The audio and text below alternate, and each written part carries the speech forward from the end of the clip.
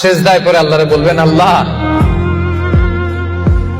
এই পৃথিবীতে আমি ছাড়া তোমার গোলামের অভাব নাই, কিন্তু তুমি ছাড়া আমার দ্বিতীয় কোনো রব না।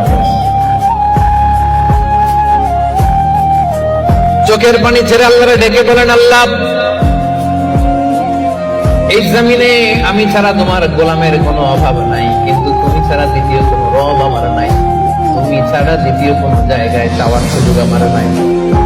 চোখের পানি ছেড়ে আল্লাহরে বলেন, আল্লাহ কোরআনে তুমি শিখিয়েছো ফরিয়াদীদেরকে কেউ যদি চায় ওই ফরিয়াদীদেরকে বারণ করা যায় না, তুমি কেমন করে এই অপাকা ফরিয়াদীকে আজকে ফিরিয়ে দিবা?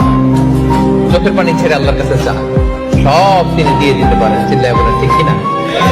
গোটা বিশ্বের সবাই আমাদের যার যা লাগবে সব যদি আল্লাহর কাছে চাই, আল্লাহ যদি সবাইকে সবকিছু দিয়ে দেয়, আল্লাহ বলে আমার ক্ষমতার 1 ইঞ্চিও কমবে না। চিল্লায় বলেন ঠিক কিনা?